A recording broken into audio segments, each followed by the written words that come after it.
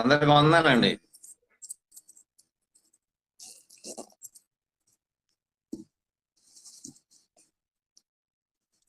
Start చేస్తున్నాను. Okay 2 minutes late అయిపోయింది. Okay okay 2 నిమిషాలు లేట్ అయిపోయింది. ఓకే. ముందుగా మన తండ్రి అయిన దేవునికి ప్రభువైన యేసుక్రీస్తు ద్వారా వేవేల కృతజ్ఞతాస్తుతులు చెల్లిస్తూ, దేవుడు మనందరినీ కూడా సత్యము ద్వారా ప్రేమిస్తున్నాడు కాబట్టి ఆ సత్యము లేదా సత్య విషయమై లేఖనమేమి చెప్పుచున్నది అని ఆలోచించడానికి, అనేక మందిని ఆలోచింపచేయడానికి చేరి వచ్చినటువంటి మీ అందరికీ కూడా ప్రభువైన యేసుక్రీస్తు నామంలో వందనాలు తెలియజేస్తున్నాను. అందరికీ వందనాలు. మనం అప్పారావు గారి ప్రారంభ ప్రార్థనతో ఈరోజు మార్నింగ్ ప్రేయర్ అనేటువంటి కార్యక్రమాన్ని మనం ప్రారంభించుకుందాము.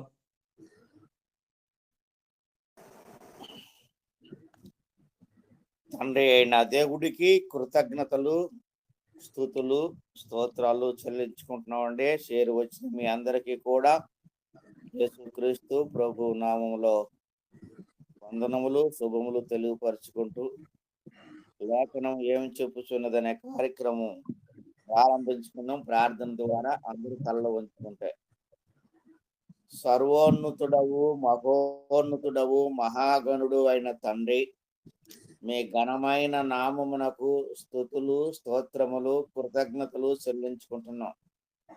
ఉదయ కాలమందు నాయన ఫోను కాంటాక్ట్ ద్వారా మమ్మలను సమకూర్చి మీ లేఖన భాగమును చదువుకొనుటకు, తండ్రి మీ నామమును ప్రార్థన చేసుకొనుటకు మీరు మా ఎడల చూపించినటువంటి ప్రేమను బట్టి, దయను బట్టి ప్రత్యేకంగా మీ సన్నిధిలో కృతజ్ఞతలు చెల్లిస్తున్నాం తండ్రి. ఇటు భాగ్యం లేని వారికి అనుగ్రహించమని ప్రత్యేకంగా ప్రార్థన చేయుచున్నాం.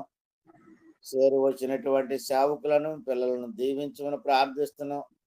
రావలసిన వారిని సకాలంలో నడిపించి ఆది నుంచి అంతం వరకు క్రమముగా, మర్యాదగా మీ నామమునకు మహిమ కలుగునట్లుగా అందరికీ కావలసిన వివేకమునిచ్చి మీరే మహిమ పొందమని, శక్తిని బలమును అనుగ్రహించమని మీరే ఘనత పొందమని యేసుక్రీస్తు ప్రభు నామమున ప్రార్థించి అడిగి వేడుకుంటున్నాం తండ్రి. ఆమేన్. ప్రార్థన చేసినటువంటి సహోదరులు అప్పారావు గారికి వందనాలు తెలియజేస్తున్నానండి. అలాగే మన మధ్యలో ఉన్నటువంటి సహోదరులు ప్రభుదాసు గారు ఒక మంచి కీర్తన పాడి వినిపిస్తారు.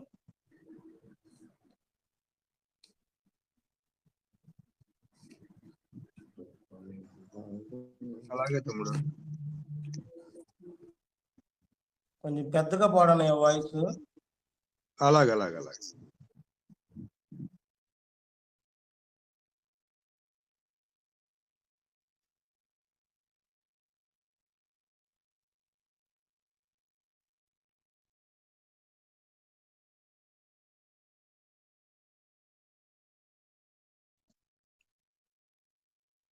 మొదటిగా తండ్రి అయిన దేవునికి మన ప్రభు అయిన యేసుక్రీస్తు నామంలో కృతజ్ఞతాస్తుతులు, స్తోత్రాలు తెలియజేస్తున్నాను. ఆన్లైన్ ద్వారా దేవుణ్ణి స్తుతించుటకు, వాక్యాన్ని ధ్యానించుటకు కూడి వచ్చిన ప్రియ సహోదరి సహోదరులందరికీ వందనాలు తెలియజేస్తున్నానండి. అందరి ప్రభు ఆయేసే, సుందర రక్షకుడు ఆయేసే అనే పాట పాడుకుని దేవుని నామాన్ని మహింపరచుకుందాం. అందరి ప్రభువు ఆయేసే, సుందర రక్షకుడాయేసే, దెందమునందలి మందిరమందే పొందుగా ప్రభువుగా ప్రతిష్ఠించుడి. హల్లెలూయా, స్తుతి పాడుదాం, హల్లెలూయా, పూజించుదాం, హల్లెలూయా, అర్పించుదాం ప్రభువైన యేసు క్రీస్తునకు. కృప కనికరముల సంపన్నుడు, నెపములనెంచక రక్షించును. కృప కనికరముల సంపన్నుడు, నెపములనెంచక రక్షించును. అద్వితీయుడు ఆ ప్రభువే, అసమాన తేజోమయుడు. అద్వితీయుడు ఆ ప్రభువే, అసమాన తేజోమయుడు. అందరి ప్రభువు ఆ యేసే, సుందర రక్షకుడా యేసే. నెందమునందలి మందిరమందే పొందుగా ప్రభువుగా ప్రతిష్ఠించుడి. ప్రతి మోకాలు వంగునుగా, ప్రతి నాలుక ఘనపరచునుగా. ప్రతి మోకాలు వంగునుగా, ప్రతి నాలుక ఘనపరచునుగా. ప్రభునామం శుభనామం, విభుడేసు రక్షణ నామం. ప్రభునామం శుభనామం, విభుడేసు రక్షణ నామం. అందరి ప్రభువు ఆ యేసే, సుందర రక్షకుడా యేసే. నెందమునందలి మందిరమందే పొందుగా ప్రభువుగా ప్రతిష్ఠించుడి. ప్రభు మహిమార్థం జీవించుదాం, ప్రభు పేరట పని జరిగించుదాం. ప్రభు మహిమార్థం జీవించుదాం, ప్రభు పేరట పని జరిగించుదాం. ప్రభు కొరకై క్షమించుదాం, ప్రభు ప్రేమనేల ప్రకటించుదాం. ప్రభు కొరకై క్షమించుదాం, ప్రభు ప్రేమనేల ప్రకటించుదాం. అందరి ప్రభువు ఆ యేసే, సుందర రక్షకుడా యేసే. నెందమునందలి మందిరమందే పొందుగా ప్రభువుగా ప్రతిష్ఠించుడి. ప్రభు చిత్తమును చేయకయే, ప్రభువా ప్రభువని పిలువకుము. ప్రభు చిత్తమును చేయకయే, ప్రభువా ప్రభువని పిలువకుము. ప్రభునాత్మా ప్రభువాక్యం అభయంబుతో బలమిచ్చున్. ప్రభువాత్మా ప్రభువాక్యం అభయంబుతో బలమిచ్చున్. అందరి ప్రభువు ఆ యేసే, సుందర రక్షకుడా యేసే. నెందమునందలి మందిరమందే పొందుగా ప్రభువుగా ప్రతిష్ఠించుదాం. అందరికీ వందనాలండి. చక్కటి కీర్తన పాడి వినిపించినటువంటి సహోదరులు ప్రభుదాస్ గారికి వందనాలు తెలియజేస్తున్నానండి. రెండవ కీర్తనగా ఈరోజు నేనే ఒక కీర్తన పాడదాం అనుకుంటున్నాను. పాడుతున్నాను.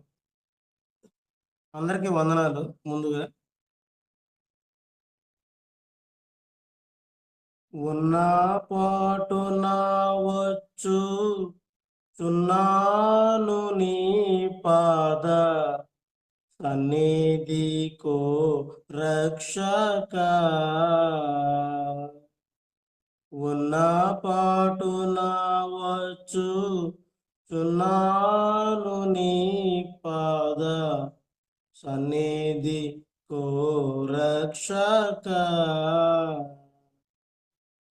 ఎన్న సత్యముగాని పాపము లన్ని మోపుగా వీపుపై బడి యున్న విధి నడలేక తొట్టిలు చున్నవాడను నన్ను దయగను. ఉన్న పాటున వచ్చు చున్నాను నీ పాద సన్నిధి కోరక్షక. కారుణ్యానిధి యేసు నా రక్షకానిశ రక్తము చిందుట. కారుణ్యానిధి యేసు నా రక్షకానిశ రక్తము చిందుట. భూరిదయతో నన్ను నీదరి చేరరమ్మని పిలుచుటయు నిష్కారణపు నీ ప్రేమ ఇది మరి. వేరే హేతువు లేదు నాయడ. ఉన్న పాటున వచ్చు చున్నాను నీ పాద సన్నిధి కోరక్షక. వెలుపాట బహుయుద్ధ ములులో పాటను భయము కలిగి నెమ్మది తొలగేను.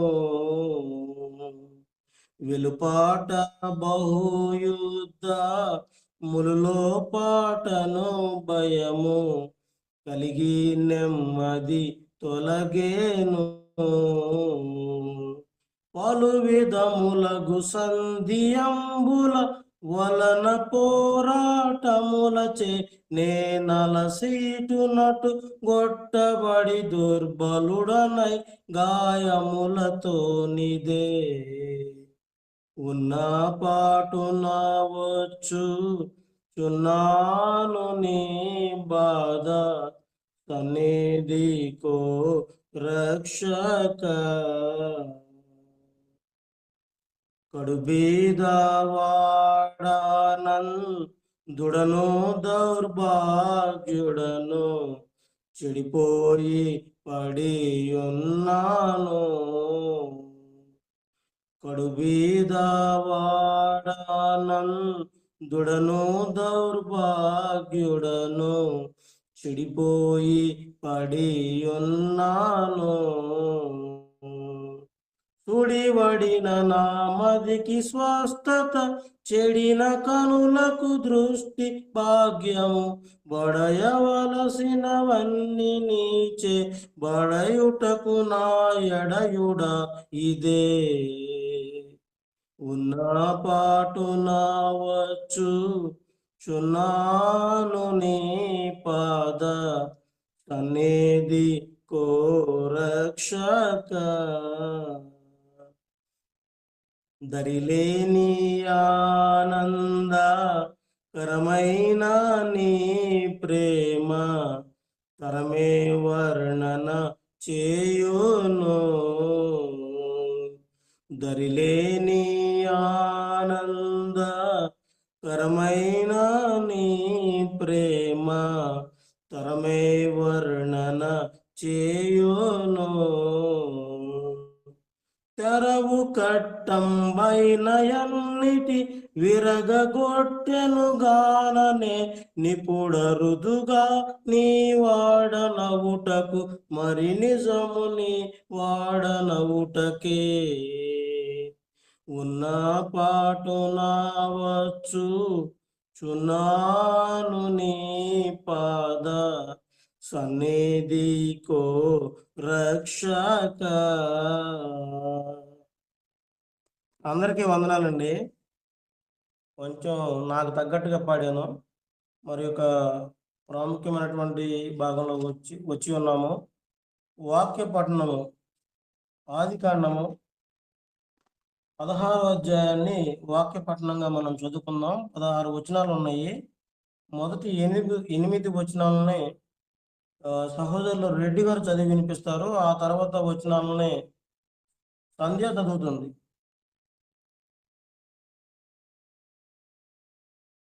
దేవుని నామకు వందనాలండి. ఆదికాండం 16వ అధ్యాయం. అబ్రహాము భార్య అయిన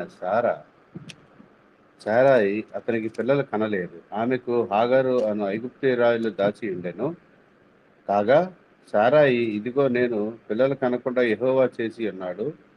నీవు దయచేసి నా దాసితో పొమ్ము, ఒకవేళ ఆమె వల్ల నాకు సంతానము కలగవచ్చునని అబ్రాముతో చెప్పాను.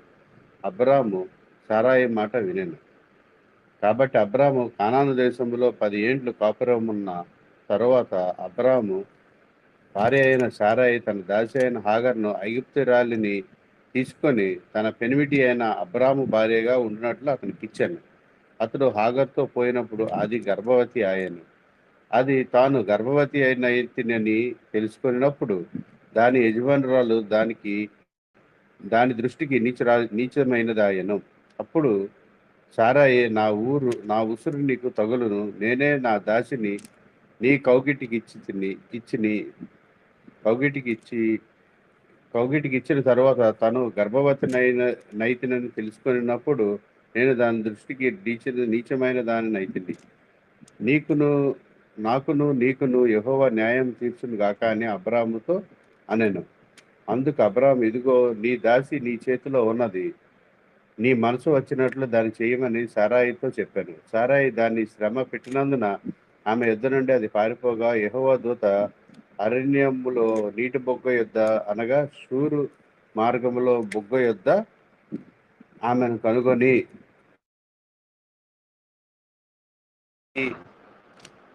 దాసి అయిన హాగరు ఎక్కడి నుండి వచ్చితివని, ఎక్కడికి వెళ్ళుచున్నావని అడిగినందుకు అది, నా యజమానురాలైన శారాయి యొద్ద నుండి పారిపోతున్నాను అనెను.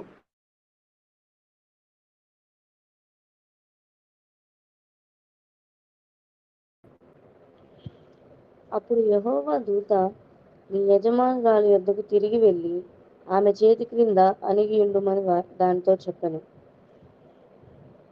మరియు యెహోవా దూత, నీ సంతానమును నిశ్చయముగా విస్తరింపజేసేదను, అది లెక్కింప వీలు లేనంతగా విస్తారమవునని దానితో చెప్పెను. మరియు యెహోవా దూత, ఇదిగో యెహోవా నీ మొరను వినెను, నీవు గర్భవతివై ఉన్నావు, నీవు కుమారుని కని అతనికి ఇష్మాయేలు అని పేరు పెట్టుదువు. అతడు అడవి గాడిద వంటి మనుష్యుడు, అతని చేయి అందరి చేతులు అతనికి విరోధముగా ఉండును. అతడు తన సహోదరులందరి ఎదుట నివసించునని దానితో చెప్పగా, అది చూచుచున్న దేవుడవు నీవేను పేరు తనతో మాట్లాడిన యెహోవాకు పెట్టెను. ఎలయనగా, నన్ను చూచిన వాని నేనిక్కడ చూచితిని గదా అని అనుకొనెను. అందుచేత ఆ నీటి బుగ్గకు బెయేర్ లహాయి రోయి అని పేరు పెట్టబడెను. అది కాదేశుకును బెరేదుకును మధ్య నున్నది. తరువాత హాగరు అబ్రామునకు కుమారుని కనెను. అబ్రాము హాగరు కనిన తన కుమారునికి ఇష్మాయేలను పేరు పెట్టెను. హాగరు అబ్రామునకు ఇష్మాయేలును కనినప్పుడు అబ్రాము 86 ఏండ్ల వాడు. వాక్యపట్నంగా 16వ అధ్యాయం చదివి వినిపించినటువంటి సహోదరుడు అలాగే సహోదరునికి కూడా వందనాలు తెలియజేస్తున్నాము. మన మధ్యలో సహోదరులు అప్పారావు గారు క్లుప్తంగా ఈ అధ్యాయం గురించి వివరించవలసిందిగా ప్రేమతో ఆహ్వానిస్తున్నాం. తండ్రి అయిన దేవునికి కృతజ్ఞతలండి. మనం మీ అందరికీ కూడా ప్రత్యేకంగా వందనాలు తెలియపరుచుకుంటున్నాం. ఈ 16వ అధ్యాయంలో జరిగినటువంటి సంఘటన పై అక్కడక్కడ మనం చూద్దాము. మనం ఆలోచన చేసినప్పుడు అబ్రాహాం భార్య అయిన శారాయి అతనికి పిల్లల్ని కనలేదు. బాగుంది. ఎప్పుడు కూడా మనుషులకి తొందరపాటు ఎక్కువ. ఈ తొందరపాటు వలన మనము దేవుని దగ్గరికి వచ్చి దేవుని చెప్పిన మాట వినుకోకుండా ముందు ఒక అడుగేయటం మూలంగా నష్టం జరుగుతూ ఉన్నది. దేవుడేమో ఈ 13వ అధ్యాయంలోనూ మాట ఇచ్చాడు, నీ సంతానాన్ని ఇసుక రేణువుల వల్లే చేస్తాను అనేసి. అబ్రహాము నవ్వటము, దేవుడు అది గమనించడం అవన్నీ జరిగాయి. ఇక్కడికి వచ్చేసరికి ఏం జరుగుతుంది? తొందరపడి ఏమన్నదా? కాగా శారాయి, ఇదిగో నేను పిల్లలను కనకుండా దేవుడు చేసి ఉన్నాడు అంటుంది. దేవుడు మాట ఇచ్చి నీవు అపనమ్మకంగా ఉండి నిందేమో దేవుడు చేశాడు, యెహోవా చేసినట్లుగా ఆమె మాట్లాడడం జరుగుతుంది. ఈవేళ మనం ఆలోచన చేసినప్పుడు కొన్ని చోట్ల కొంతమంది సరైన విశ్వాసం లేక, అవగాహన లేక, క్రీస్తు సంఘములోనే ఆశీర్వాదం ఉన్నది, క్రీస్తు సంఘం నుంచి మీరు ఆశీర్వాదం పొందుతారు అనే గ్రంథం బోధించినప్పటికీ కూడా రావటము ఒక 10 వారాలో, లేకపోతే ఒక నెలో, లేకపోతే ఒక 2 నెలల్లో చూడటము, లేదా 2 వారాలు చూడటము, ఏమున్నది అక్కడ కూడా అని ఎనుదిరగటము, ఆ ఆశీర్వాదం ఇదిగో ఈ ఆగర కుట్టేసినట్లుగా ఉంటది. కాబట్టి మనం ఒక మాట నమ్మి క్రీస్తు సంఘంలోనికి వచ్చినటువంటి మనము ఆ దీవెన పొందే వరకు, అంటే మరణించే వరకు కూడా నమ్మకంగా ఉండాలి. ఈమె చేసినటువంటి పని ఈమెకి ఎంత నష్టం కలిగించిందో చూడండి. కాబట్టి అబ్రాహాం 3వ వచనం, కానాను దేశములో 10 ఏండ్లు కాపురం ఉన్న తర్వాత అబ్రాహాము భార్య అయిన సరాయి తన దాసి అయిన ఆగరను ఐగుప్తీయురాలని తీసుకొని తన పెనిమిటి అయిన అబ్రహామునకు భారీగా ఉండునట్లు అతనికి ఇచ్చెను. ఆయన నీతిగా ఉంటే నీతి జడగొట్టిందేమో స్త్రీలే, అక్కడ కూడా స్త్రీయే. అంటే స్త్రీలను తక్కువ చేసి మాట్లాడటం లేదండి. వాళ్ళు బలహీనులని మొదటి నుంచి కూడా దేవుడు మనకి కనపరుస్తూ ఉన్నాడు. రేపరా స్త్రీ బలహీనమైన ఘటము, ఆమెతో నీవు జాగ్రత్తగా డీల్ చేయాలని. ఇక్కడ పోనీ ఇచ్చిందా, ఏం చేసింది? సంతోషించింది, ఆనందించిందంటే అది లేదు. అతడు ఆగరతో పోయినప్పుడు ఆమె గర్భవతి ఆయను, అది తాను గర్భవతి నైతినని తెలుసుకున్నప్పుడు దాని యజమానురాలు దాని దృష్టికి నీచమైనది ఆయను. చూడండి ఎంతవరకు, ఎక్కడి వరకు వచ్చింది? యజమానురాలే ఆమె దృష్టికి నీచమైన రాళ్ళదాయి కనబడింది. ఎందుకంటే ఈమెకి గర్భిణి వచ్చింది, ఆశీర్వాదం పొందినట్టు. ఆమెకి లేదు కాబట్టి ఇక ఆమెకి చాలా తక్కువ చూపు చూడడం అనేది జరుగుతున్నది. మరలా కంప్లైంట్ అబ్రహాంకి ఏమంటుంది చూడండి. అది తాను గర్భవతిని అయితేనని తెలుసుకున్నప్పుడు దాని యజమానురాలు దాని దృష్టికి నీచమైనదాయను. అప్పుడు శారాయి, నా ఉసురు నీకు తగులును, నేనే నా దాసిని నీ కౌగిటికి ఇచ్చిన తర్వాత తాను గర్భవతి అయితేనని తెలుసుకున్నప్పుడు నేను దాని దృష్టికి నీచమైన దాన్ని అయితేని, నాకును నీకును యెహోవా న్యాయం తీర్చునుగా. కానీ అబ్రహాముతో అనెను, పాపం ఎందుకు అని ఆయన, నువ్వు ఇచ్చావు కదా, ఈయన తీర్పు చెప్పడానికి అవకాశం ఉన్నది. కానీ ఈయనేమన్నాడు చూడండి. అందుకు అబ్రహాం, ఇదిగో నీ దాసి నీ చేతిలోనే ఉన్నది కదా, నీ మనసు వచ్చినట్లుగా చెయ్యు. శారాయితో చెప్పాడు, అమ్మా నీ చేతిలో ఉన్నది, నీకు ఎలాగ నచ్చితే అలాగ చెయ్యు, నువ్వెందుకు ఆమె చేత నీచమైన దానివిగా కనబడాలా, నువ్వు యజమానురాలువు కదా అని ఆమె యజమానత్వం అక్కడ నిలవబెట్టి చెప్పాడు. శారాయి ఏం చేసింది? శారాయి దాన్ని శ్రమ పెట్టినందున ఆమె యొద్ద నుండి అది పారిపోగా యెహోవా దూత అరణ్యములో నీటి బొగ్గ దగ్గర కనబడ్డము. ఆ శారాయి దాసి అయిన ఆగరు, ఎక్కడి నుండి వచ్చితివి, ఎక్కడికి వెళుచున్నావు అని యెహోవా దూత అడగటము, నా యజమానురాలైన శారాయి వద్ద నుండి పారిపోవచ్చున్నానని ఆమె చెప్పటము. అప్పుడు యెహోవా దూత, నీ యజమానురాలు వద్దకు తిరిగిళ్ళు, నీవు ఎందుకు అని మరలా ఆమెకి బుద్ధి చెప్పడం జరిగింది. వెళ్ళింది. ఆ తర్వాత ఏమన్నాడు? అణిగి ఉండమన్నాడు. ఆమె చేతి కింద అణిగి ఉండమని దాసితో చెప్పాడు. మన స్థితి కూడా కొన్నిసార్లు దేవుడు ఆశీర్వదించిన తర్వాత ఎలా ఉంటుందో అంటే, మనం అణిగి ఉండం. ఏరు దాటిపోయింది కదా, ఆ తెప్పతో ఇంకెవడికి పని ఉంటది, ఒక అగ్గిపోలు అరగదీసి పడేద్దాంలా అనే ఆ తెప్ప తగలబెట్టేటట్లుగా మానవ ఆలోచన, మానవ జాతి బుద్ధి ఉంటుంది. కాబట్టి అణిగి ఉండమని చెప్పాడు. అప్పుడే అణిగి ఉండమని చెప్పడం జరిగింది. అప్పుడు యెహోవా దూత, నీ యజమానురాలు చేతి కింద అణిగి ఉండమని చెప్పాడు.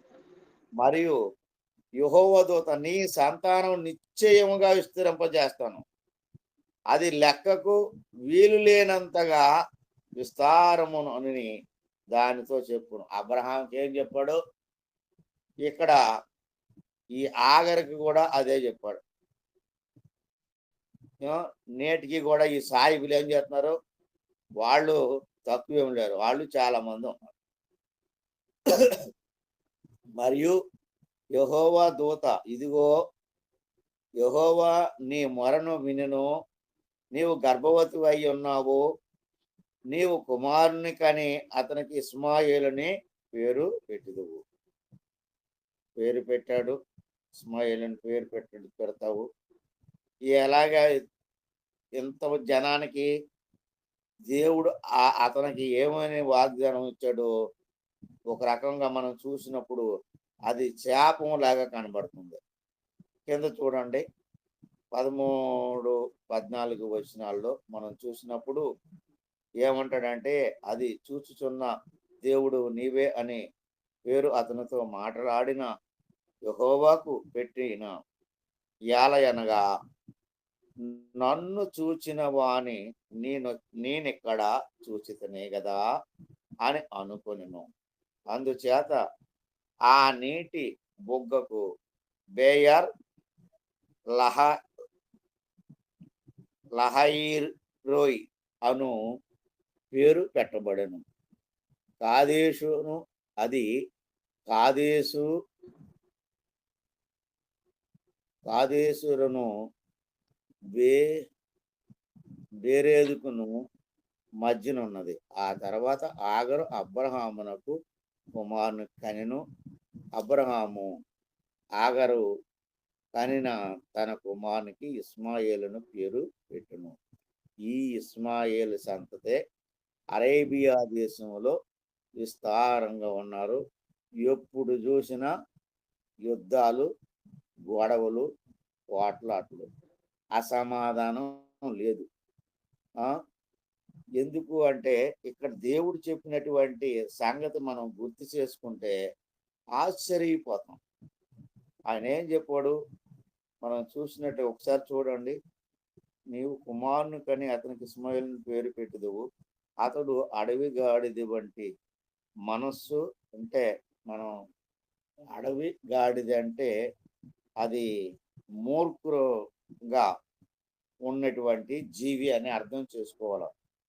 ఎందుకు మనం ఇక్కడ ఈ గాడిదని మూర్ఖంగానే మాట్లాడడం తెలుసుకోవాలంటే, కీర్తనల గ్రంథంలోనూ 32లోనో 34లోనో నాకు గుర్తులేదు సరిగా, అక్కడ ఏమంటాడంటే, మీరు బుద్ధి జ్ఞానము లేని కంచర గాడిద వలనైనను ఉండకండి అంటాడు. అంటే దీనికి దేవుడు పుట్టించాడు, సంతానం ఇసుకరేణువులు అంత చేస్తాడు, కానీ ఏం చేశాడు? బుద్ధి జ్ఞానము లేని గాడిద లాంటి మనసు వీళ్ళకి ఇవ్వడం జరిగింది. అడవి గాడిద మనుషుడు అతని చెయ్యి అందరి చేతులు అతనికి విరోధముగా ఉండును అని శాపాన్ని మాత్రం ఇవ్వడం జరిగింది. సో ఇందులోనూ ఇంకా లోతైనటువంటి భావాలు మనం చెప్పుకోవాలంటే గంట పడుతుంది. ఇప్పటికే నాకు 20 నిమిషాలు అయిపోయినట్లుగా ఉన్న 15 నిమిషాలు సమయాన్ని సహోదరులకు అప్పగించుకున్నామని. వందనాలండి. ఇప్పటి వరకు చక్కగా మంచి మాటలు చెప్పి ఈ అధ్యాయం గురించి వివరించినటువంటి సహోదరులు అప్పారావు గారికి వందనాలు తెలియజేస్తున్నాము. మరి యొక్క మెసేజ్ దేవకరణ గారి మెసేజ్ కొరకు ప్రార్థన చేయవలసిందిగా, ప్రార్థన సహాయాన్ని అడగవలసిందిగా సహోదరులు అప్పారావు గారినే కోరుతున్నాం. సరే, మరి ఒక చిన్న ప్రార్థన చేసుకుందాం. మన సహోదరులు దేవకిరణ్ గారి గురించి. మహోన్నతుడు అయిన తండ్రి, భూమి ఆకాశములకు అధిపతి అయిన దేవ, మీ శ్రేష్టమైన నామమునకు ప్రత్యేకంగా స్తుతులు, స్తోత్రములు, కృతజ్ఞతలు చెల్లించుకుంటున్నాం. మీ కుమారుడు, మీ సేవకుడు, మా సహోదరుడు నాయన దేవకిరణ్ గారు మీ వాక్యాన్ని బోధించడానికి మీ సన్నిధిలో ఉండగా తనకు కావలసినటువంటి వివేకమును, జ్ఞానమును అనుగ్రహించమని ప్రార్థిస్తున్నాం. తండ్రి, మీరు ఇచ్చిన వాక్యమును వివరించటము చాలా జ్ఞానంతో కూడిన పని కనుక ప్రభువ సహాయం చేసి మీరే ఘనత పొందమని వేడుకుంటున్నాం. చేరి వచ్చిన బిడ్డలను, వాక్యం చెప్పిన కుమారుని మీరు దీవించి ఆస్వాదించి శుభములు చెప్పమని యేసుక్రీస్తు ప్రభువు నామమున ప్రార్థించి అడిగి వేడుకుంటున్నాం తండ్రి. ఆమేన్.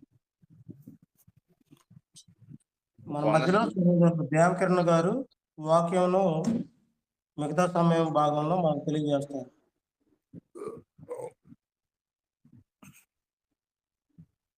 దయచేసి అందరూ కూడా మీ ఫోన్లను మ్యూట్లో పెట్టుకోవాల్సిందిగా ప్రభు పేరట మీకు తెలియజేస్తూ ఉన్నాను. ఈ ఉదయకాల సమయంలో మన తండ్రి అయిన దేవునికి నా కృతజ్ఞతాస్తుతులు చెల్లిస్తూ వాక్యం వినుటకు సిద్ధంగా ఉన్న నా ప్రియ సహోదరులు అందరికీ నా హృదయపూర్వక వందనాలు తెలియజేస్తున్నాను. దేవుని మహాకృపను బట్టి ప్రతి ఉదయకాల సమయమే ఈ విధంగా దేవునితో మనమందరం కలిసి సహవాసం చేస్తూ దేవుని వాక్యము నేర్చుకునుట అన్నది దేవుడు మనకు అనుగ్రహించిన మహాభాగ్యమై ఉన్నది.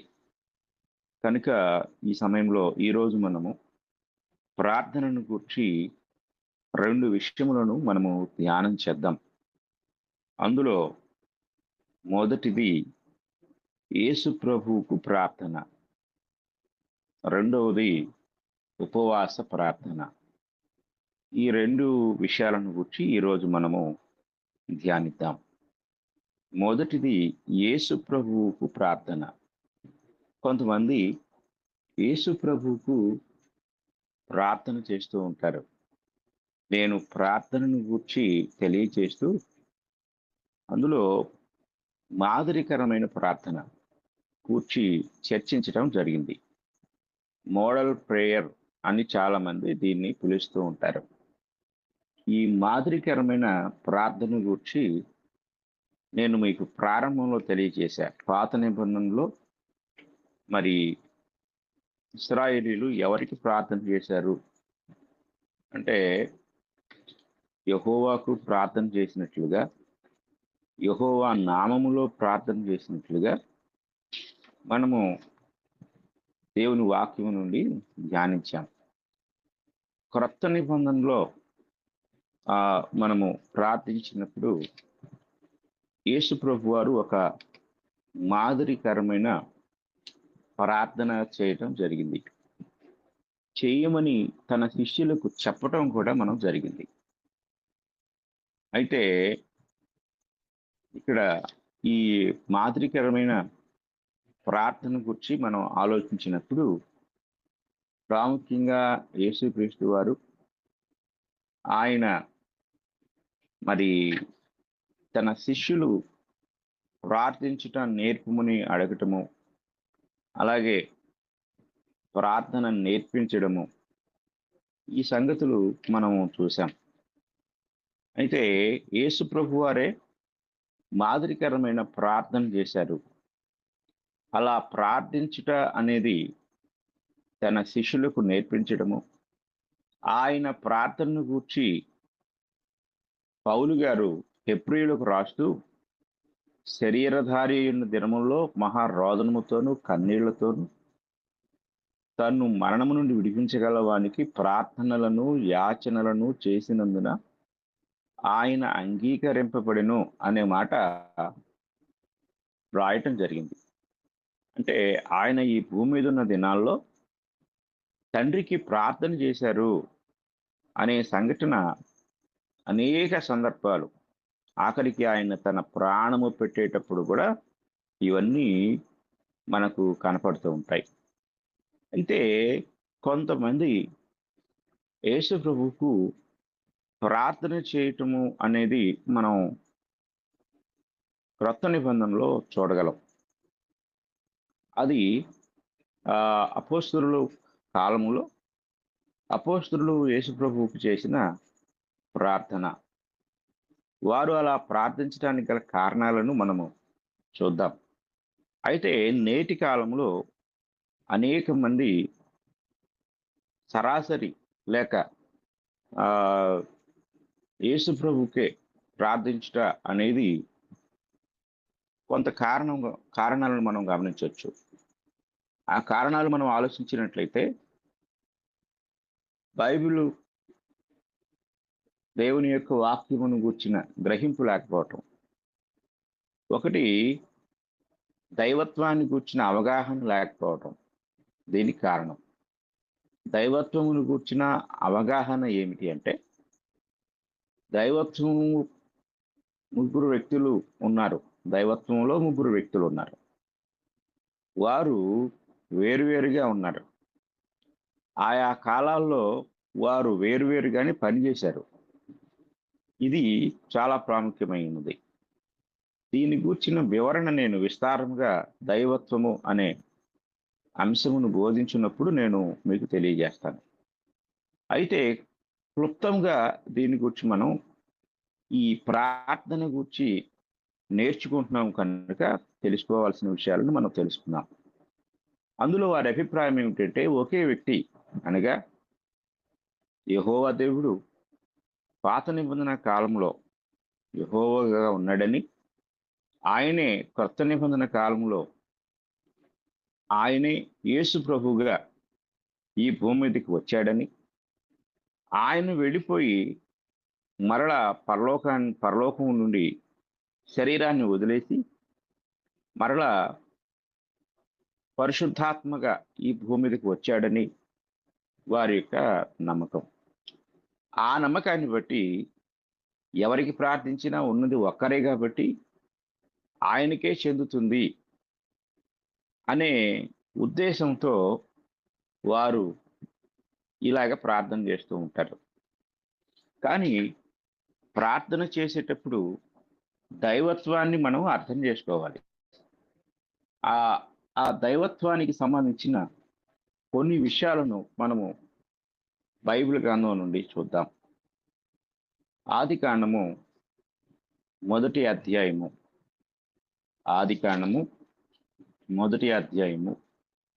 26వ వచనాన్ని మనం చదువుకున్నట్లయితే ఈ యొక్క సందేహానికి లేకపోతే సమస్యకు పరిష్కారాన్ని మనం చూడగలం.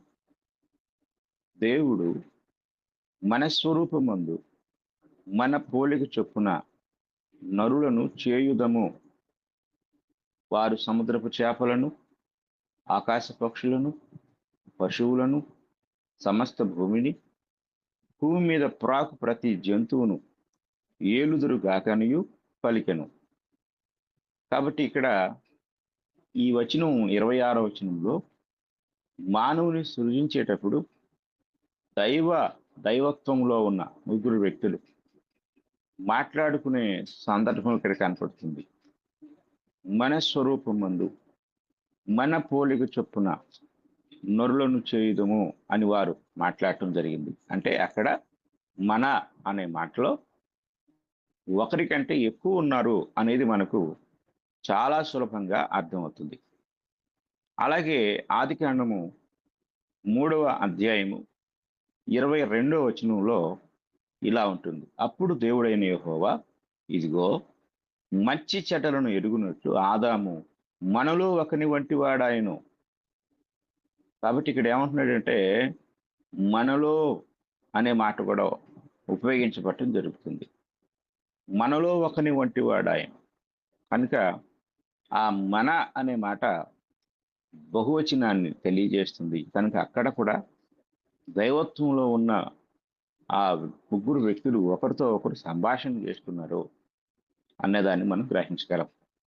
అలాగే ఆదికాండము 11వ అధ్యాయాన్ని కూడా మనం చదువుకున్నట్లయితే ఆదికాండము 11వ అధ్యాయము 7వ వచనాన్ని మనం చదువుకుందాం. గనుక మనము దిగిపోయి వారిలో ఒకని మాట ఒకనికి తెలియకుండా అక్కడ వారి భాషను తారుమారు చేయుదము రండిని అనుకున్నాను. రండి అనే మాటలో చాలా మంది కనపడతారు. మనము దిగిపోయి అనే మాటలో కూడా ఒకరికంటే ఎక్కువ మంది కనిపిస్తారు. కనుక ఈ పదప్రయోగాల యొక్క ఆ ఉద్దేశం ఏమిటంటే దైవత్వంలో ఉన్న వ్యక్తులు మాట్లాడుకుంటున్నారు, సంభాషణ చేస్తున్నారు.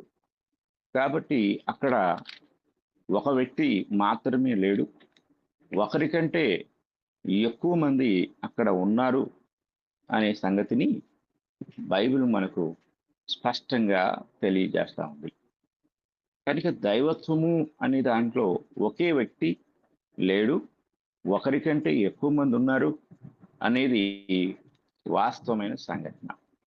ఇక యెషయా గ్రంథం మనం చదువుకున్నట్లయితే యెషయా గ్రంథంలో మరొక మాట మనకి కనపడుతుంది. 6వ అధ్యాయం యెషయా గ్రంథము 6వ అధ్యాయము మనం చదువుకున్నప్పుడు 8వ వచనం ఇలాగ చెప్తుంది.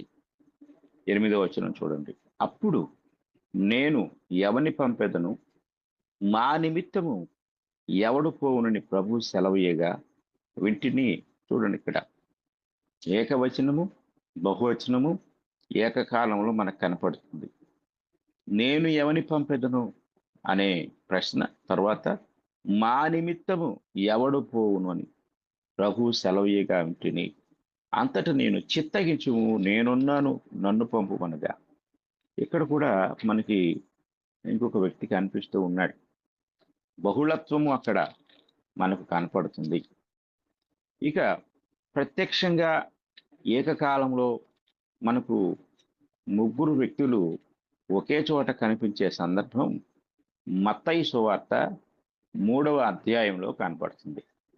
మత్తయి సువార్త 3వ అధ్యాయము, మత్తయి సువార్త 3వ అధ్యాయము 16వ వచనం మనం చదువు.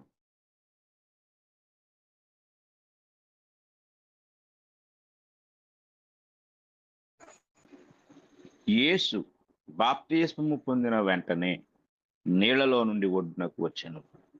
ఇదిగో ఆకాశము తెరవబడెను, దేవుని ఆత్మ పౌరము వలె దిగి తన మీదికి వచ్చుట చూచెను.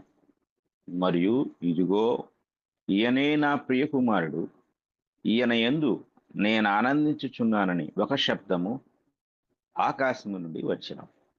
ఈ వచనాన్ని మనం గమనించినప్పుడు యేసుక్రీస్తు వారు శరీరధారిగా బాప్తిస్మం పొందిన వెంటనే నీళ్లలో నుండి ఒడ్డునకు వచ్చెను అంటే అక్కడ ఒక వ్యక్తి మనకు కనిపిస్తున్నారు.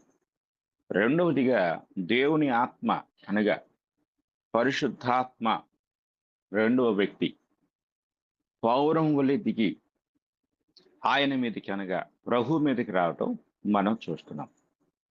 ఆ తర్వాత మూడవదిగా తండ్రి అయిన దేవుడు పరలోకము నుండి ఈయన నా ప్రియ కుమారుడు అని ఆయన్ని గురించి సాక్ష్యం ఇచ్చే సంఘటన మనకు కనపడుతుంది. అంటే ఒకే కాలంలో అక్కడ ముగ్గురు వ్యక్తులు మనకు కనిపిస్తారు. కనుక మనము ఈ సందర్భాలన్నీ గమనించినట్లయితే వారు ముగ్గురుగా ఉన్నారు అనే సందర్భాన్ని మనం స్పష్టంగా గమనించగలం. కనుక మనము ఈ సందర్భాలను పరిశీలించితే దైవత్వంలో వేరు వేరు వ్యక్తులుగా ఉన్నారు అనే సంగతి మనకు స్పష్టంగా అర్థమవుతుంది. కనుక ఇప్పుడు ఈ ముగ్గురిలో ఎవరికి మనము ప్రార్థన చేయాలి అనే సంగతి స్పష్టంగా ఎరగాలి. చూడండి, యోహాను సువార్త 14వ అధ్యాయము 2వ వచనాన్ని మనం చూస్తే, నా తండ్రి ఇంట అనేక నివాసములు కలవు, లేని యెడల మీతో చెప్పుదును. నా అనే మాట ఎవరు అంటే యేసు ప్రభువు వారు. పక్కన ఇంకెవరున్నారు? తండ్రి. కనుక వారిద్దరూ వేరుగా ఉన్నారు అనే సంఘటన గమనించాలి. యేసు ప్రభువు వారు ప్రార్థన చేశాడు, తండ్రి అని ఆయన ప్రార్థించాడు. అంటే నా ప్రాణము నీకు అప్పగించుకొనుచున్నాను అని శిలువ మీద చెప్పినప్పుడు తండ్రి అని పిలిచే వ్యక్తి ఒకరు, ఆయన ప్రాణము ఇంకొకరికి అప్పగిస్తున్నాడు, ఆయన తండ్రి. కనుక ఆయనే తండ్రే యేసుక్రీస్తు అయితే ఆయన ఇంకొకరిని తండ్రి అని ఎలా పిలవగలుగుతాడు? అది అసంబద్ధంగా ఉంటుంది. కనుక వారు వేరు వేరు వ్యక్తులుగా ఉన్నారు. కనుక మనము ప్రార్థించేటప్పుడు ఈ సంగతిని జ్ఞాపకం చేసుకోవాలి. ప్రత్యేకించి మన ప్రభు అయిన యేసుక్రీస్తు వారే ఈ భూమి మీద ఉన్న దినాల్లో తన శిష్యులకు ప్రార్థన నేర్పించారు. ఆయన శిష్యులు అడిగారు, యోహాను తన శిష్యులకు ప్రార్థన చేయటం నేర్పించారు కాబట్టి మాకు కూడా ప్రార్థన చేయటం నేర్పించమని ప్రత్యేకంగా చెప్పారు, అడిగారు. అప్పుడు వారికి ప్రభువారు ప్రార్థన నేర్పిస్తూ ఉన్నాడు. ఆ ప్రార్థన మరొకసారి జ్ఞాపకం చేసుకుందాం. మత్తయి సువార్త 6వ అధ్యాయము, మత్తయి సువార్త 6వ అధ్యాయము మనము చదువుకున్నాము. ఆ 6వ అధ్యాయంలో 5వ వచనాన్ని మనం జ్ఞాపకం చేసుకుంటే, 6వ వచనాన్ని, నీవు ప్రార్థన చేయనప్పుడు నీ గదిలోనికి వెళ్ళి తలుపు వేసి రహస్యమందున్న నీ తండ్రికి ప్రార్థన చేయము అనే మాట. తండ్రికి ప్రార్థన చేయమని చెప్పాడు. అప్పుడు రహస్యమందు చూచు నీ తండ్రి నీకు ప్రతిఫలం ఇచ్చును అని చెప్పాడు, కానీ నేను నీకు ప్రతిఫలం ఇస్తానని చెప్పలేదు. మరియు మీరు ప్రార్థన చేయనప్పుడు 8వ వచనం చూడండి, మీరు మీ తండ్రిని అడగక ముడిపే ఎవరిని అడగాల?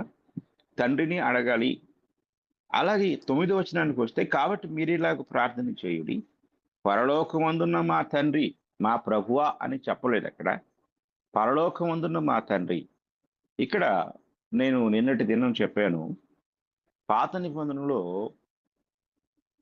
తెలుగు బైబిల్లో యెహోవా అనే కనిపించే ప్రతి చోట ఇంగ్లీష్లో యెహోవా అనే మాట అక్కడ ఉండదు. అక్కడ ఇంగ్లీష్లో లార్డ్ అనే మాట ఉంటుంది. ఈ లార్డ్ అనే మాట తెలుగులో యెహోవా అని తర్జుమా చేయటం జరిగింది. ఇది మనం జాగ్రత్తగా గమనించాలి. కాబట్టి ఎక్కడా కూడా పాత నిబంధనలో తండ్రి అనే మాట తక్కువగా ఉపయోగించబడింది. తక్కువగా, చాలా తక్కువగా. కొన్నిసార్లు మాత్రమే ఇశ్రాయేల్ ప్రజలు తండ్రిగా గుర్తించారు, కానీ ఎక్కువ సార్లు ఆయన ప్రభువా అని సంబోధించడం జరుగుతుంది. యెహోవా అని తెలుగులో మనకి కనపడుతుంది, దేవా అని కూడా మనకు కనపడుతుంది. ఇది మనం చాలా జాగ్రత్తగా గమనించాలి. ప్రార్థించుటలో ఉన్న వ్యత్యాసాన్ని కూడా మనం గ్రహించాలి. కనుక దేవుణ్ణి తండ్రిగా సంబోధించి తండ్రి కుమారుల యొక్క సంబంధాన్ని ఎక్కువగా పరిచయం చేసింది మన ప్రభువే. దేవుడు అంటే ఆయన ఏదో ఒక భయంకరుడు, ఒక క్రూరమైన వాడు, లేక ఇలాంటి ధోరణిలో ఉన్న మనుషులకు దేవుడు అంటే ఆయన ఎవరో ఒక ప్రత్యేకమైన వ్యక్తి కాదయ్యా, ఆయన నీ తండ్రి, నీ సృష్టికర్త. కాబట్టి నీ తండ్రిని నువ్వు తండ్రిగా సంబోధించు, తండ్రిగా భావించు, తండ్రిగా సంబంధం కలిగి ఉండు అనే విషయాలను అక్కడ మరి యేసుక్రీస్తు వారు తెలియచేయడం జరిగింది. యేసుక్రీస్తు వారు తెలియచేస్తూ తండ్రికి ప్రార్థన చేయాలి అనే సంఘటన మనకు అనేక సార్లు తెలియచేయటం జరిగింది. చూడండి, ఆ కింద కూడా మనం చదువుకుంటా వచ్చినట్లయితే ఆయన తెలియజేస్తూ 14 వచనంలో మనుషుల అపరాధములను మీరు క్షమించిన యెడల మీ పరలోకపు తండ్రియు మీ అపరాధములను క్షమించును. మీరు మనుషుల అపరాధములను క్షమింపకపోయిన యెడల మీ తండ్రియు మీ అపరాధములను క్షమింపండి. కనుక మనం జాగ్రత్తగా గమనించాలి. అలాగే ఇదే అధ్యాయంలో ఆ ప్రార్థన గురించి లేక మనుషుల వ్యక్తిగత జీవితాన్ని గురించి మాట్లాడుతూ 32వ వచనంలో ప్రభు ఇలా చెప్తారు, ఇవన్నీ మీకు కావాలనని మీ పరలోకపు తండ్రికి తెలియను అంటారు. మీ పరలోకపు తండ్రి. కనుక ఇలాగ క్రొత్త నిబంధన అంతట్లో అనేక సార్లు తండ్రితో ప్రభు మాట్లాడినట్లుగా అలాగే మనల్ని కూడా తండ్రితో మాట్లాడమని చెప్పినట్లుగా మనము క్షుణ్ణంగా తెలుసుకోగలం. కనుక మనం గ్రహించవలసిన విషయం ఏమిటి అంటే, మనము ఒక మాదిరి ప్రార్థనను పొందుకున్నాం. ఈ మాదిరి ప్రార్థనలో తండ్రికి ప్రార్థించాలని, అలాగే యేసు ప్రభు ద్వారా ఆ ప్రార్థన మనము తండ్రికి అప్పగించాలి లేక సమర్పించాలి అనే విషయాన్ని కూడా మనము తెలుసుకున్నాం. అయితే క్రొత్త నిబంధనలో కొన్ని సందర్భాలు వారు సరాసరి యేసు ప్రభువుకే ప్రార్థించిన సందర్భాలను మనం చూడగలం. అలా ప్రార్థించిన సందర్భాలను మనం చూస్తే ప్రార్థించినట్లుగా మనకు కనిపిస్తుంది. మొదటిగా అపోస్తుల కార్యముల గ్రంథం 7వ అధ్యాయాన్ని కొంతమంది యేసు ప్రభువుకు కూడా ప్రార్థన చేయొచ్చు కదండి, ఎందుకు ప్రార్థన చేయకూడదు, ఆ యేసు ప్రభువుతో మనం ఎందుకు మాట్లాడకూడదు, బైబిల్లో కొందరు ప్రార్థన చేశారు కదా అని కొన్ని విషయాలను ప్రస్తావిస్తూ ఉంటారు. ఉదాహరణకి వారు స్తెఫను ప్రార్థనను మాదిరిగా తీసుకుంటారు. స్తెఫను ప్రార్థన మనం చూస్తే అపోస్తుల కార్యముల గ్రంథం 7వ అధ్యాయము 54వ వచనం నుండి మనం చదువుకుందాం. 54వ వచనం నుండి, వారి మాటలు విని కోపముతో మండిపడి అతని చూచి పండ్లు కొరికిరి. అంటే స్తెఫను వారితో మాట్లాడుతూ ఉన్నప్పుడు స్తెఫను యొక్క బోధ వారికి విపరీతమైన కోపాన్ని పుట్టించింది. మనము 60వ వచనాన్ని చదువుకుందాం. అతడు మోకాళ్ళుని, ప్రభువా వారి మీద ఈ పాపము మోపకుమని గొప్ప శబ్దముతో పలికెను. ఈ మాట పలికి నిద్రించెను. పౌలు అతని చావునకు సమ్మతించాను. ఇక్కడ స్తెఫను మోకాళ్ళుని, ప్రభువా వారి మీద ఈ పాపము మోపకమని చెప్పటాన్ని మనం చూసినట్లయితే దానికంటే ముందుగా 59వ వచనంలో కూడా ప్రభువును గూర్చి మొర్రపెట్టుచు యేసు ప్రభువా నా ఆత్మను చేర్చుకొనుమని స్తెఫను పలుకుచుండగా వారు అతన్ని రాళ్లతో కొట్టిరి. ఈ సందర్భాన్ని మనం ఆలోచించినప్పుడు ఎందుకు స్తెఫను గారు యేసు ప్రభువుకు మొరపెట్టారు, యేసు ప్రభువుకు తన ఆత్మను అప్పగించుకున్నారు అనేది మనం ఆలోచించితే మరొకసారి పైనున్న 55వ వచనాన్ని చదువుకుందాం. అయితే అతడు పరిశుద్ధాత్మతో నిండుకొనిన వాడై ఆకాశం వైపు తేరి చూచి దేవుని మహిమను, యేసు దేవుని కుడిపార్శ్వమందు నిలిచిండుటను చూచి ఆకాశము తెరువబడుటయు మనుష్య కుమారుడు దేవుని కుడిపార్శ్వమందు నిలిచిండుటయు చూచుచున్నానని చెప్పి. చూడండి, చెప్పాను. చూడండి ఇక్కడ యేసు ప్రభు వారిని చూశాడు ఆయన. అంటే ఆకాశము తెరవబడి ఉండటము, యేసుక్రీస్తు వారు దేవుని కుడిపార్శ్వమును నిలిచి ఉండుట ఆయన చూశాడు. అంటే ఏ యేసు ప్రభువును ఆయన అక్కడ చూస్తున్నాడో ఆ యేసు ప్రభుతోనే మాట్లాడుతున్నాడు. చూడండి ఇక్కడ ఒక గొప్ప అద్భుతం జరిగింది.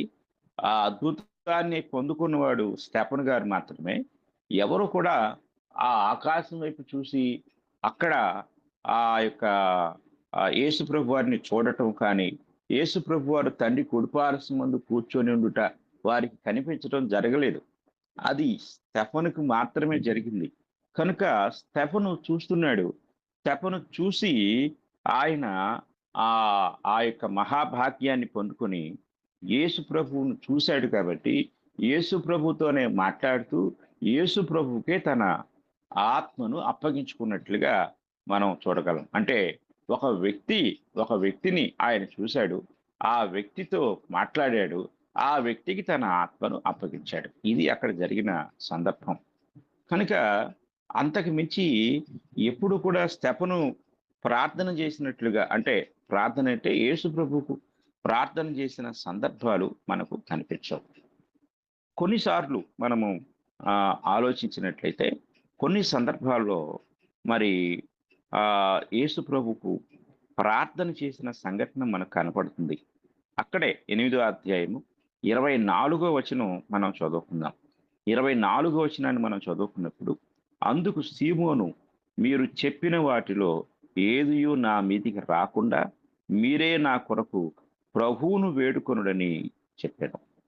ప్రభువును వేడుకొనమని చెప్పటం అక్కడ మనకి కనపడుతూ ఉంది. అలాగే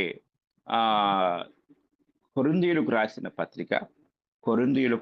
పత్రిక మనం చదువుకున్నట్లయితే అది 2వ కొరింథీ పత్రికలో పౌలు గారు తన బలహీనతను గురించి మాట్లాడతారు. 12వ అధ్యాయం 2వ కొరింథీ పత్రిక 12వ అధ్యాయము 7వ వచనాన్ని మనం చదువుకుందాం.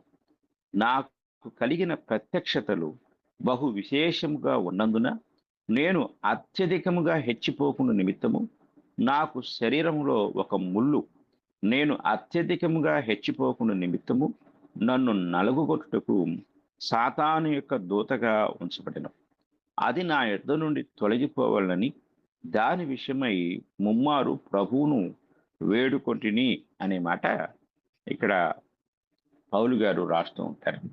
ముమ్మారు అనగా 3 సార్లు నేను ప్రభువును వేడుకొన్నాను అనే మాటను మనం గమనించినప్పుడు, వారు ప్రభువు అనగానే యేసు ప్రభు వారు కాబట్టి, ఎందుకంటే పౌలు గారు చెప్పాడు మనకు ప్రభువు ఒక్కడే అనే మాట. ఆయన యేసుక్రీస్తు వారికి కూడా స్పష్టంగా రాయటం జరిగింది. కొరింథీ పత్రికలోను, ఎఫెసు పత్రిక 4వ అధ్యాయంలోను 4 నుండి 6 వచనాల్లో అక్కడ ఒక్కడే అనే మాట మాట్లాడుతూ ఆ వేరియేషన్ తెలియజేస్తూ ఉంటారు. ఇలాగా ప్రభువు అనే మాట సంబోధించినప్పుడు ఆయా సందర్భాల్లో సూటిగా యేసు ప్రభుకే అనే మాటను కూడా మనం గమనించగలం. అయితే ఇక్కడ వారు ప్రార్థించినప్పుడు, అంటే యేసు ప్రభువుకు ప్రార్థించినప్పుడు వారు ఆయా విషయాలను ప్రస్తావించినట్లుగా కూడా మనం చూడగలం. అంటే వారు యేసు ప్రభువుకు ప్రార్థించారా? అవును, ప్రార్థించారు. ఈరోజు మనం కూడా ప్రార్థించవచ్చా అంటే మనం కూడా ప్రార్థించవచ్చు.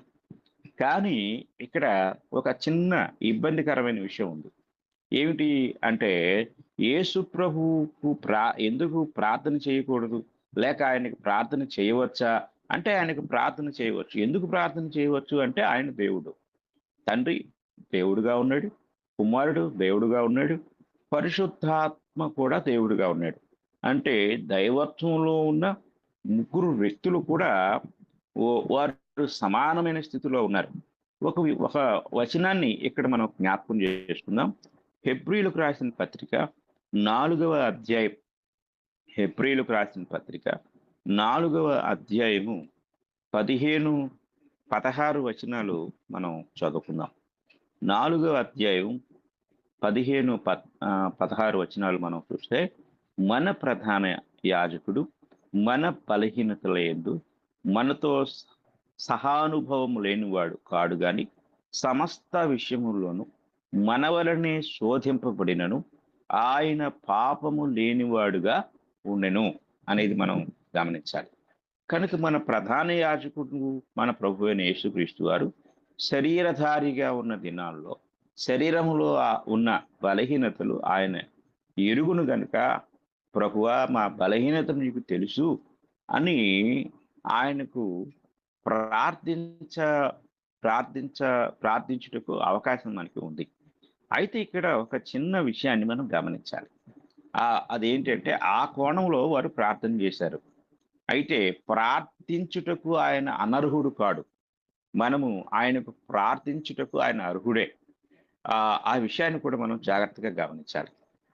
అంత మాత్రమే కాదు, యోహాను సువార్త 14వ అధ్యాయంలో ఒక మాట మనకు కనపడుతుంది. యోహాను సువార్త 14వ అధ్యాయము 13, 14 వచనాలు మనం ఒకసారి చదువుకుందాం.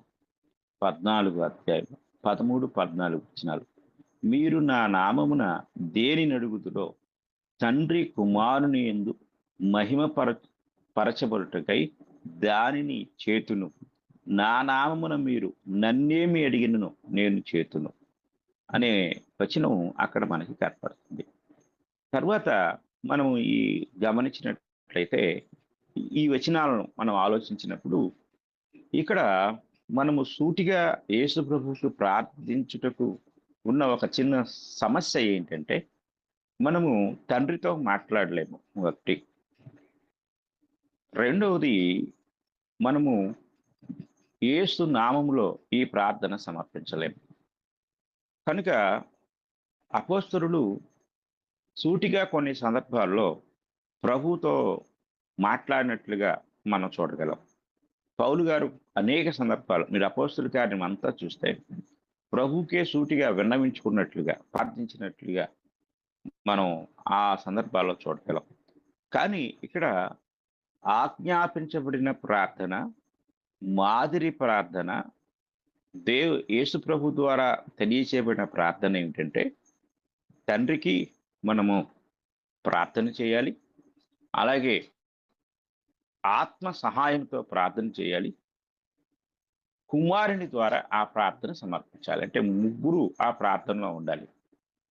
ఒకటి, మనము తండ్రితో మాట్లాడాలి, యేసు ప్రభు ద్వారా ఆ ప్రార్థన సమర్పించాలి, పరిశుద్ధాత్మ సహాయంతో ఆ ప్రార్థన చేయాలి.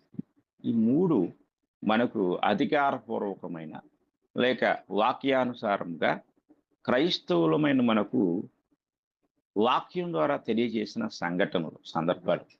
అయితే అపోస్తలులు కొన్నిసార్లు సూటిగా యేసు ప్రభుతో మాట్లాడారు. అది ఆ కాలంలో అపోస్తలులు సూటిగా మాట్లాడిన సందర్భాల్లో వారు మరొక విశ్వాసంతో మాట్లాడలా. మరొక విశ్వాసం అంటే ఏంటి? ఆయనే ఈయన, ఈయనే ఆయన అనే విశ్వాసంతో మాట్లాడలా. అలా మాట్లాడితే పౌలు గారు వ్యత్యాసాన్ని తెలియచేయడం, మనకు తండ్రి ఒక్కడే, అలాగే ప్రభు ఒక్కడే, అలాగే మనకు ఆత్మయు ఒక్కడే అని వ్యత్యాసాన్ని ఆయన తెలియచేయడం. వ్యత్యాసాన్ని తెలియచేస్తూ కొన్ని సందర్భాల్లో ఆయన డైరెక్ట్గా ప్రభుతో మాట్లాడినట్లుగా చిన్న చిన్న క్లుప్తమైన విషయాలు మాత్రమే, విస్తారమైన ప్రార్థన మనకి అక్కడ కనిపించదు. విస్తారముగా ఆయన ప్రార్థించిన సంఘటనలకు వచ్చినప్పుడు అక్కడ ఆ సంఘటనలో ఆయన సూటిగా తండ్రితోనే మాట్లాడాడు. ఎఫెసీయులకు రాసిన పత్రిక 1వ అధ్యాయము 3వ వచనాన్ని మనం చదువుకున్నప్పుడు, మన ప్రభు అయిన యేసుక్రీస్తు యొక్క తండ్రి యగు దేవుడు స్తుతింపబడును గాక అన్నాడు. అంటే మన ప్రభు అయిన యేసుక్రీస్తు స్తుతింపబడును గాక అని చెప్పాల. తండ్రి యగు దేవుడు స్తుతింపబడును గాక అని ఆయన ప్రార్థించినట్లుగా మనం చూడగలం.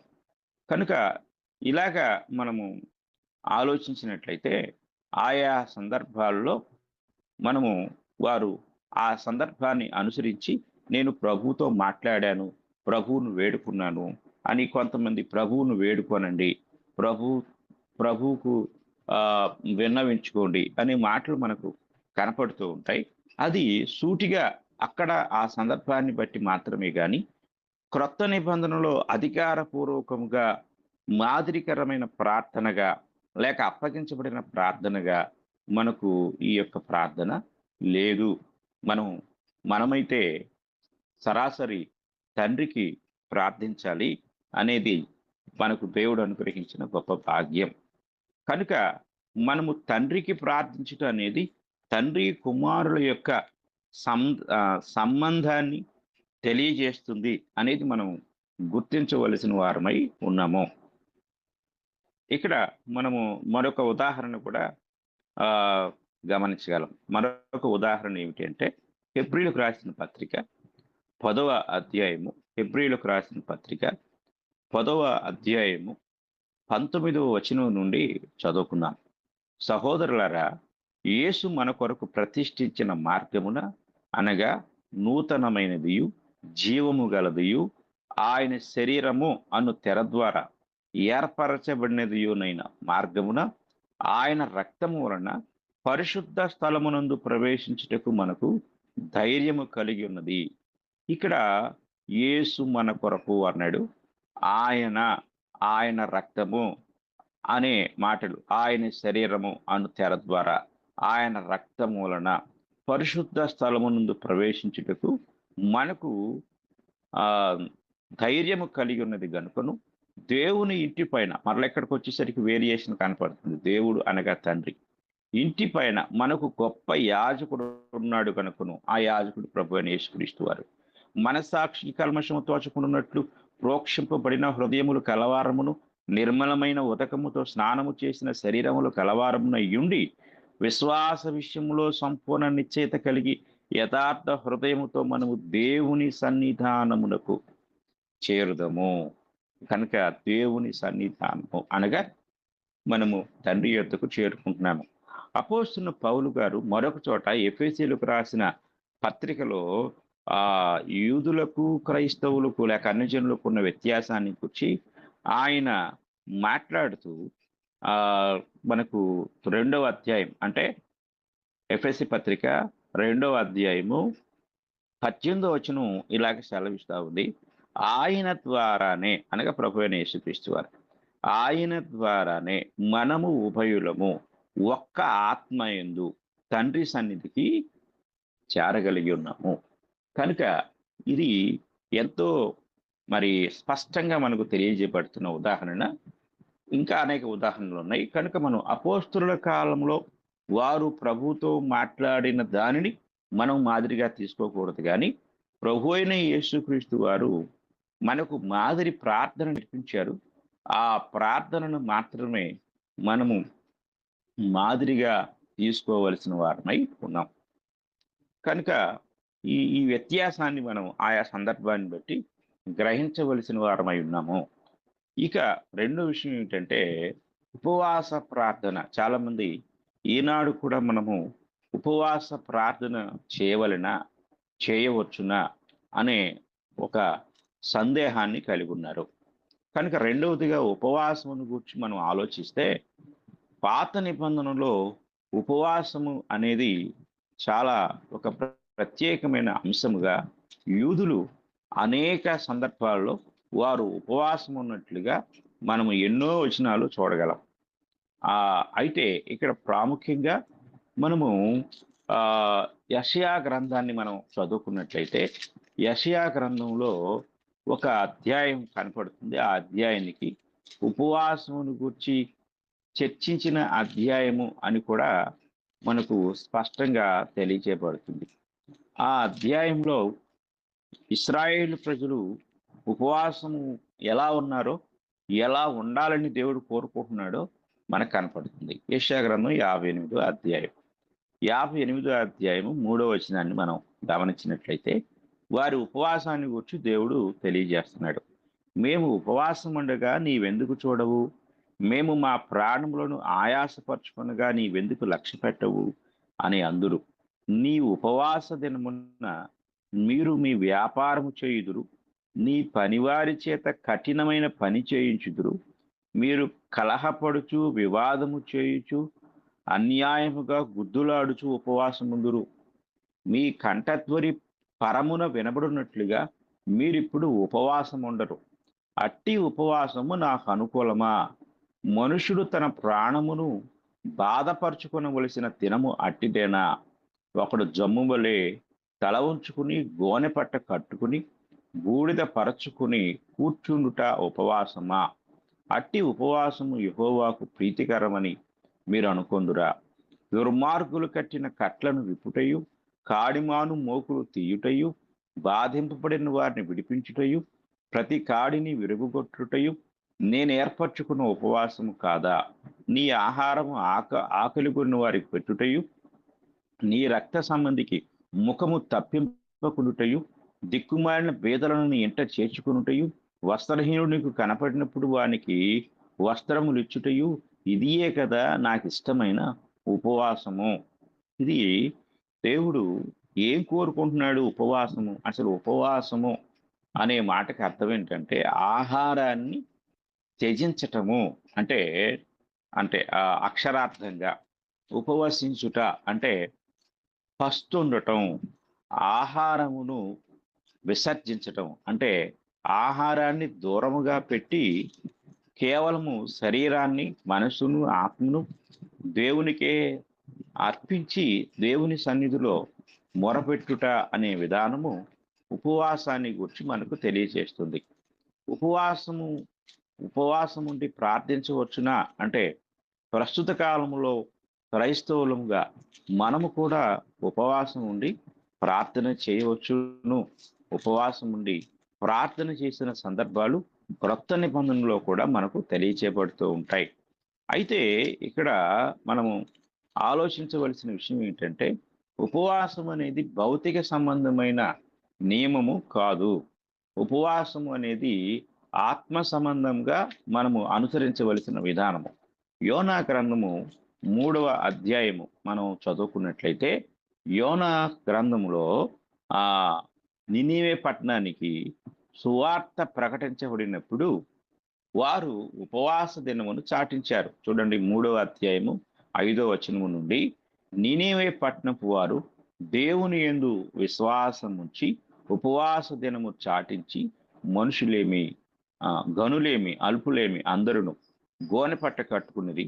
ఆ సంగతి నీనేవే రాజునకు వినబడినప్పుడు అతడును తన సింహాసనం మీద నుండి దిగి తన రాజవస్త్రములు తీసివేసి గోనె పట్ట కట్టుకుని బూడిదలో కూర్చునేను. మరియు రాజైన తానును ఆయన మంత్రులను ఆజ్ఞ ఇయ్యగా, ఒకవేళ దేవుడు మనసు త్రిప్పుకొని పశ్చాత్తప్తుడై మనము లయం కాకుండా తన కోపాగ్ని చల్లార్చుకొను గనుక మనుషులు ఏది పుచ్చుకొనకూడదు. పశువులు గాని, ఎద్దులు గాని, గొర్రెలు గాని మేత మేయకూడదు, నీళ్లు త్రాగకూడదు. మనుషులు అందరూ తమ దుర్మార్గములను విడిచి తాము చేయు బలాత్కారమును మానివేయవలెను. ఉపవాసం ఇక్కడ రెండుగా కనపడింది. ఒకటి శరీరాన్ని ఆహారానికి దూరపరచటము, రెండవది అత్యంత ప్రాముఖ్యమైనది ఏమిటంటే మారు మనసు వైపు తిరగటం. మారు మనసు లేకుండా ఉపవాసము చేయటం అనేది దేవునికి అంగీకారమైంది కాదు. ఇశ్రాయేలీలు మారు మనసు లేని ఉపవాసాన్ని వారు జరిగించారు. ఇక ఉపవాసంలో మనం గ్రహించవలసిన రెండవ విషయం ఏమిటంటే ఉపవాసం అనేది పబ్లిసిటీ కాదు. ఇది జాగ్రత్తగా గమనించాలి. ఈనాడు కొంతమంది పెద్ద పెద్ద బ్యానర్లు వేసి ఉపవాస దినము లేక ఉపవాస పండుగలు లేక ఉపవాస ప్రార్థన అని దాన్ని పబ్లిక్ చేస్తూ ఉంటారు. యేసుక్రీస్తు వారు ఉపవాసాన్ని గురించి కూడా చెప్పారు. మత్తయి సువార్త 6వ అధ్యాయము మనం గమనించినప్పుడు 16వ వచనం ఇలాగ మాట్లాడుతుంది. మీరు ఉపవాసము చేయనప్పుడు వేషధారుల వలె దుఃఖముఖులై ఉండకుడి. తాము ఉపవాసము చేయుచున్నట్టు మనుషులకు కనబడవలనని వారు తమ ముఖములను వికారము చేసుకొందురు. వారు తమ ఫలము పొంది ఉన్నారని నిశ్చయముగా మీతో చెప్పుచున్నాను. ఉపవాసము చేయుచున్నట్టు మనుషులకు కనబడవలనని కాక రహస్యమందున్న నీ తండ్రికే కనబడవలనని నీవు ఉపవాసము చేయనప్పుడు నీ తల అంటుకుని నీ ముఖము కడుగుకొనుము. అప్పుడు రహస్యమందు చూచుచున్న నీ తండ్రి నీకు ప్రతిఫలమిచ్చును. కనుక ఉపవాసం అనేది బహిరంగమైనది కాదు, బహిరంగ ప్రార్థన కాదు. అది తండ్రికి మాత్రమే తెలియవలసింది. కనుక ఈరోజు మనం చూస్తూ ఉంటాం కొన్నిసార్లు 40 రోజులు ఉపవాసము అని ఒక విషయాన్ని గమనించితే, ఉపవాసములో ఇక్కడ ఈ యోనా గ్రంథంలో ఉన్నవాళ్ళు నీళ్లు కూడా తాగలేదంట. ఇది మనం గమనించాలి. యేసుక్రీస్తు వారు ఉపవాసం ఉన్నప్పుడు 40 దినాలు ఆయన ఉపవాసం ఉంటే ఆహార త్యాగం చేశారంటే ఆహారాన్ని ఆయన మరి తీసుకోలేదు, నిరాహారంగా ఉన్నాడు. ఆయన నీరసించిపోయాడు. ఇది మనం గమనించాలి. అంటే ఈరోజు కొంతమంది ఉపవాసం ఉంటూ ఆ ఉపవాసంలో ఒక 1/2 లీటర్ పాలు తాగటమో, లేక 2 గ్లాసుల పళ్ళరసాలు తీసుకోవటము, ఆ తర్వాత కొంతమంది నేను మధ్యాహ్నం మాత్రమే భోజనం చేస్తానండి, ఉదయం ఏమీ తినను, ఒక గ్లాసు పాలు తాగుతాను, సాయంత్రం వచ్చేసరికి ఒక ఆ గ్లాసు పళ్ళరసం తీసుకుంటాను, ఇలాగ నేను 40 రోజులు ఉపవాసం ఉన్నానండి అని చెప్తూ ఉంటారు. అసలు ఉపవాసం అన్న దానికి అర్థమే కాదు. ఉపవాసం అనే మాట మీరు తెలుగు డిక్షనరీలో వెతికి చూడండి, దానికి అర్థం కనపడుతుంది. నిరాహారము అంటే ఆహారమును విసర్జించటము, విడిచిపెట్టడము అని అర్థం. మరి ఉపవాసం అని మనం పేరు చెప్పుకొని మరలా ఆహారాన్ని ద్రవ రూపంలోనో ఘన రూపంలోనో తీసుకుంటూ ఉపవాసం ఉన్నామనే దానికి అర్థం లేకుండా పోతుంది. ఇది మనం జాగ్రత్తగా గమనించాలి. కనుక ఉపవాసము అనేది మనము ఒకరోజు చేస్తున్నామా లేక 2 రోజులు చేస్తున్నామా అనేది కాదు, కానీ నీ కష్టాన్ని బట్టి, నీ అవసరాన్ని బట్టి నీవు ఉపవాసం ఉండి ప్రార్థించేటప్పుడు దానిని ఎంతో శ్రద్ధగా, నిష్టగా దాన్ని అనుసరించాలి. నేను ఉపవాసం ఉన్నాను అని మనుషులకు తెలియాలి అనే ఉద్దేశంతో మనం ఉపవాసం ఉండకూడదు. క్రొత్త నిబంధనలో ఉపవాసం ఉన్న సందర్భాన్ని నేను మీకు జ్ఞాపకం చేస్తున్నాను. అపోస్తుల కార్యముల గ్రంథం మనం చదువుకుందాం. అపోస్తుల కార్యముల గ్రంథము 13వ అధ్యాయము 1వ వచనాన్ని మనం చదువుకున్నట్లయితే, అంత్యొకయలోనున్న సంఘములో బర్నబా, నీగెరనబడిన సిమెయోను, కురేనీయుడైన లూకియా, చతుర్థాధిపతి అయిన హేరోదుతో కూడా పెంచబడిన మనయేను, సౌలు అను ప్రవక్తలను బోధకులను ఉండిరి. వారు ప్రభువును సేవించుచు ఉపవాసము చేయుచుండగా పరిశుద్ధాత్మ నేను బర్నబాను సౌలును పిలిచిన పని కొరకు వారిని నాకు ప్రత్యేకపరచుడని వారితో చెప్పెను. అంతటి వారు ఉపవాసం ఉండి ప్రార్థన చేసి వారి మీద చేతులుంచి వారిని పంపిరి. ఇది అంత్యొకయ సంఘము ద్వారా మొదటి సువార్త ప్రయాణానికి వెళ్ళిన పౌలు, బర్నబాలను వారు సువార్తకు పంపించిన విధానం. అంత్యొకయ సంఘంలో ఉన్న క్రైస్తవులు ఉపవాసం ఉండి ప్రార్థించే అలవాటు వారికి ఉంది. అలాగే మరి సువార్త సేవ కొరకు పరిశుద్ధాత్మ యొక్క పిలుపును అందుకొని ఆ సంఘము ఉపవాసం ఉండి మరీ ప్రార్థన చేసి పౌలు, బర్నబాలను సేవ కొరకు పంపించినట్లుగా కూడా మనం చూడగలం. కనుక ఇది ఉపవాసాన్ని గురించిన క్లుప్త సమాచారము. మన సమయానుకూలతను బట్టి నేను ఈ సమాచారాన్ని మీకు తెలియజేశాను. కనుక ఈ విధంగా మనము ప్రార్థన ఎవరికి చేయాలి అనే విషయంలోనూ, అలాగే ఉపవాస ప్రార్థన అనే విషయంలోనూ మనము అవగాహన కలిగి అలాగే ప్రార్థించాలని నేను మీకు తెలియజేస్తూ ఈ మాటలు ముగిస్తూ ఉన్నాను. ఇంతవరకు విన్న మీ అందరికీ నా హృదయపూర్వక వందనాలు తెలియజేస్తూ ఉన్నాను.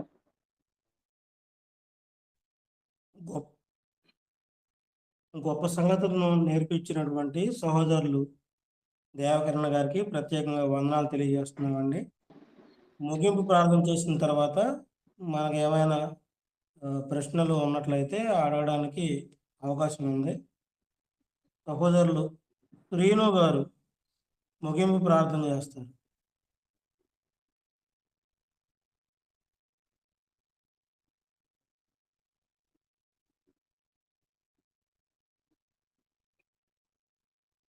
శ్రీను గారు. సార్ మీరు చేసేయండి సార్. పరిశుద్ధుడు అయిన తండ్రి, ప్రేమ కలిగిన దేవా, ఈ ఉదయకాల సమయంలో ఇంతవరకు మీ మాటలు వినే భాగ్యమును మీరు అనుగ్రహించినందుకు మీకు స్తోత్రములు. మా తండ్రి, ఈ గ్రూపులో ఎంతోమంది మీ బిడ్డలు మీ మాటలు వింటూ ఉదయకాల సమయాన్ని మీ కొరకు వెచ్చించి ఎంతో శ్రద్ధతో ఈ మాటలు వింటూ ఉండగా మీ కృప మీ సహాయం దయచేయండి. విన్న మాటలను పరిశీలిస్తూ పరిశోధిస్తూ సత్యమును గుర్చిన గ్రహింపు అవగాహన కలిగి దినదినము మీ వాక్యాన్ని నేర్చుకుంటూ ఆత్మీయంగా ఎదిగే భాగ్యం ప్రతి ఒక్కరికి దయచేయండి. అలాగే మా ప్రియులు మరి అప్పారావు గారి కుమారుని గురించి కూడా మేము జ్ఞాపకం చేసుకుంటున్నాము. ఆ సహోదరుడు ఆ గాయమును తండ్రి మరి గాయము నుండి విడుదల పొంది నరములు కంఠములు ఎముకలన్నీ పూర్తిగా అతకబడి తన దైనందిన జీవితంలో ప్రవేశించటకు మీ కృప చూపించండి. అలాగా ఎందరు బిడ్డలైతే మా తండ్రి మరి అనారోగ్య పరిస్థితుల్లో బలహీనతలో ఉన్నారు వారందరినీ కూడా మీరు దర్శించి ఆరోగ్యాన్ని దయచేయండి. ఇంకా అనేకులు ఈ గ్రూప్లో చేర్చబడి ఇంకా అనేక విషయాలను వాక్యం ద్వారా నేర్చుకునే భాగ్యం అనుగ్రహించమని ఈ ప్రార్థన మా ప్రభు అయిన యేసుక్రీస్తు వారి పరిశుద్ధ నామంలో అడిగి వేడుకుంటున్నాము తండ్రి. ఆమేన్. వందనాలండి దేవకరణ గారు. ఇప్పుడు ఎవరైనా సందేహాలు ఉంటే అడగండి, మాట్లాడాలనుకునే వాళ్ళు ఎవరైనా. దేవకరణ గారు వందనాలండి. చాలా చక్కని వచనాలు చూపించారు. చక్కనటువంటి ఉపవాసం తర్వాత ముగ్గురు అని చెప్పడానికి కొన్ని సరిపడా వచనాలను కూడా చూపించారు. ఈ ఆఖరి వచనం మీరు ముగించేటప్పుడు ఒక మా వచనాన్ని చూపించారండి. వారు ఉపవాసం ఉండి వారి మీద చేతులుంచి పంపించారని అపోస్తులకి ఆ వరం ఉన్నది, వాళ్ళు చేశారు. ఇవాళ చాలా మంది అలా కూడా చేయడానికి సిద్ధపడతారు కాబట్టి అది మనకి సరిపడుతుందా? మంచి ప్రశ్న అడిగారండి. ఇక్కడ చేతులు ఉంచటం అంటే మీ ఉద్దేశం ఏంటి అర్థమైతే నేను సమాధానం చెప్తాను. అంటే చేతులు ఉంచటం అనే దాంట్లో మీరు ఏ ఉద్దేశాన్ని అంటే మీరు ఏ భావంతో దాన్ని అర్థం చేసుకున్నారు? ఇప్పుడు మరి మీరు మా ఇంటికి వచ్చినప్పుడు కాసేపు సంభాషణ జరిగిన తర్వాత వెళ్ళిపోయేటప్పుడు వెళ్ళొస్తామండి అనేటప్పుడు వెళ్ళిరండి అని మనం చేతిని ఇవ్వటమో లేకపోతే భుజం తట్టడమో జరుగుతూ అదే షేక్ హ్యాండ్ ఇవ్వటం, లేదంటే భుజం ఇలా తట్టడం జరుగుతుంది. వీళ్ళు తల మీద చేతులు ఉంచారనేది అక్కడ లేదు, కానీ వాళ్ళు చేతులు ఉంచారు అనేది ఇప్పుడు ప్రతి ఒక్కరు ఏంటంటే ఆ చేతిలో నుంచి కొంత ఆశీర్వాదం ఏదో వెళ్ళినట్లుగా భావించడం, చేతులు ఉంచడం. ఒక ఆయన అతని కొడుకు పెళ్లి చేసేటప్పుడు ఒక ఆయనకి పెళ్లి చేయమని అప్పచెప్పాడు. పెళ్లి చేయండి కానీ వాళ్ళ మీద చేతుల నుంచి మీరు ప్రార్థన చేయొద్దని చెప్పాడు. నాకు ఆశ్చర్యం, చాలాసేపు అర్థం కాలేదు నాకు, తర్వాత నాకు అర్థమైంది. ఓకే ఓకే ఇక్కడ విషయం ఏంటంటేనండి, ప్రారంభ దినాల్లో సంఘములో ఉన్న కొందరు అంటే ఇక్కడ ఎవరంటే 13వ వచనంలో అంత్యోకయలో ఉన్న సంఘములో బర్నబా, నీగరనబడిన సుమియను, కురేనీయుడైన లూకియా, చతుర్థాధిపతి అయిన హేరోతో కూడా పెంచబడిన మనయేను, సౌలు అను ప్రవక్తలను బోధకులను ఉండిరి. ఇది చాలా గొప్ప సంఘం అండి. ఇందులో ప్రవక్తలు ఉన్నారు, అలాగే బోధకులు ఉన్నారు, అంటే ఇంకా గమనిస్తే పెద్దలు ఉన్నారు. అంటే సంపూర్ణతకు చేరుకున్న సంఘం. అందుకే ఈ సంఘం నుండే దేవుని సేవకులు సువార్తకు వెళ్ళాలని దేవుని సంకల్పం ప్రకారం ఈ సంఘంలో ఉన్న ఈ యొక్క సౌలుని, బర్నబాను దేవుడు పిలుచుకున్నప్పుడు ఇక్కడ చేతులు ఉంచటంలో 2 విషయాలు ఉన్నాయండి. ఒకటి, వారిని ఆశీర్వదించినట్లుగా చేతులు ఉంచటం. రెండవది, పరిశుద్ధాత్మను అనుగ్రహించడానికి చేతులు ఉంచటం. ఇందాక మీరు అన్నారుగా ఏదో ఒకటి భుజం మీద చేతులు ఉంచటం. కొన్నిసార్లు కొంత తలను తడుతూ ఉంటారు. అలాగే తల మనం ఎక్కువగా జగన్ గారిని చూస్తూ ఉన్నప్పుడు ఆయన మీటింగ్లో చిన్నపిల్లలు లేకపోతే ఎవరైనా యవనస్తులు ఉన్నప్పుడు ఆయన తల మీద చేయించటం ఇలా చేస్తూ ఉంటాడు. అంటే ఏదో నేను అదొక రకమైన నేను ఆశీర్వదిస్తున్నాను, లేకపోతే అలా చేతులుంచి అలాగా అదొక రకమైన ఆదరణ, ప్రేమ వ్యక్తపరచడం. ఇదొక పద్ధతి. యూదులు అలాగా ఎక్కువగా చేస్తూ ఉండేవారు. రెండో పద్ధతి ఏంటంటే కేవలం పరిశుద్ధాత్మను అనుగ్రహించడానికి మాత్రమే ఉపయోగించే పద్ధతి. ఇక్కడ వాళ్ళు పరిశుద్ధాత్మను అనుగ్రహించడానికి ఉపయోగించిన పద్ధతి కాదు. ఎందుకంటే ఆల్రెడీ అక్కడ ఎవరైతే పంపబడుతున్నారో వారు పరిశుద్ధాత్మను పొందుకున్న వారుగా మనం చూడగలం. ఇంకా వాళ్ళకి ప్రత్యేకంగా పరిశుద్ధాత్మను అనుగ్రహించే విధానం అవసరం లేదు. ఇది మనం గమనించాలి. కనుక మీరు చెప్పినట్లుగా మనం వారి మీద చేతులు అలాగా సంఘం చేతులుంచి ప్రార్థన చేసి, అంటే అలాగ చేతులు ఉంచడంలో కూడా ఇంకొకటి ఉంది. మేమంతా ఏకీభవిస్తున్నాము, మేము సమ్మతిస్తున్నాము, సంఘము యొక్క సమ్మతితో, సంఘము యొక్క ఏకత్వంతో, సంఘము యొక్క ఐక్యతతో వీరిని మేము పంపుతున్నాము అనే దానికి కూడా గుర్తుగా వారు చేతులు ఉంచడం అనేది చేస్తూ ఉండేవారు. అంతేగాని పరిశుద్ధాత్మను గురించి మాత్రం కాదు ఇక్కడ. ఇదే అండి చేతులుంచి ప్రార్థించడం యొక్క ఉద్దేశం.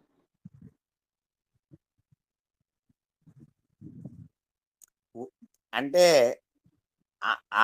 వాళ్ళలాగా నాకు అంత విశ్వాసము, అంత త్యాగము అన్ని వాళ్ళలాగా చేయగలిగితే నేను చేతులు ఉంచడానికి అర్హుండే. లేకపోతే వాళ్ళలో నాకు ఏది ఇది కూడా లేనప్పుడు నేను చేతులు ఉంచడానికి అర్హుడిని కాదు. ఓకే ఓకే నేను మీకు ఒక ఉదాహరణ చెప్తున్నాను. మొన్న మీరు ప్రశ్న వేశారు ఏంటంటే, నేను ప్రభువాని ప్రార్థించగానే ప్రార్థన చేయటం రాదండి అని అన్నప్పుడు నేను చెప్పాను, ప్రభువాని ప్రార్థించడంలో మీ ఉద్దేశం ఏంటి? ఆ తండ్రిని కూడా ప్రభు అన్నారు కాబట్టి తండ్రిని ప్రభు అంటున్నారా, లేకపోతే యేసుక్రీస్తు వారిని ప్రభు అంటున్నారా అనేది అక్కడ మీ ఉద్దేశాన్ని బట్టి ఉంటుందండి అని చెప్పాను. చేతులు ఉంచటం అనేది ఇక్కడ నేను నిన్ను ఆశీర్వదిస్తున్నాను అనే ఉద్దేశమా, లేకపోతే ఒక పెద్దరికంతో అలాగా మీరు చెప్పారు భుజాన్ని తట్టడం, అంటే తల మీద చేతులుంచి ప్రార్థించటం అనేది వాస్తవంగా ఒక ఈరోజు ఒక లోకంలో ఒక పద్ధతిగా కొనసాగుతుంది. పౌలు గారు తిమోతితో చెప్తాడు, త్వరపడి ఎవని మీద నేను హస్త నిక్షేపణము చేయకము అని చెప్తాడు. అది త్వరపడి హస్త నిక్షేపణము అని అంటే పరుల పాపంలో పాలివాడై ఉండకము అంటాడు. అంటే కనిపించిన ప్రతి ఒక్కరు నెత్తి మీద చేతులు పెట్టేసాం అనుకోండి, అది దైవచిత్తానుసారమైన విధానం కాదు. కొన్నిసార్లు చేతులుంచి ప్రార్థించడం కొంతమంది అపార్థం చేసుకునే అవకాశము, తప్పుగా అర్థం చేసుకునే అవకాశం కూడా ఉంటుంది. కొన్ని ప్రత్యేకమైన సందర్భాల్లో మాత్రమే మనము అలాగా బ్లెస్ చేసినట్లుగా, లేకపోతే వారిని ప్రేమతో దీవించినట్లుగానో ఆశీర్వదించినట్లుగానో అలా చేయవచ్చునేమో. కానీ అన్ని సందర్భాల్లో అలాగా కొంతమందికి అలవాటు అనమాట. ఇంకా ప్రార్థన చేయంటే ఇంక నెత్తి మీద చేయబెట్టకుండా ప్రార్థన చేయలేరు.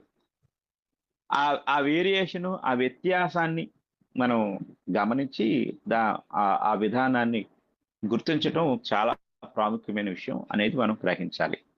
ప్రత్యేకించి ఈరోజు మనము ఈ చేతులుంచి అనే దాన్ని ఆనాడు వాళ్ళు చేశారు కాబట్టి మనం చెయ్యాలనేది మాత్రం వాక్యానుసారం కాదు. Okay okay okay sir.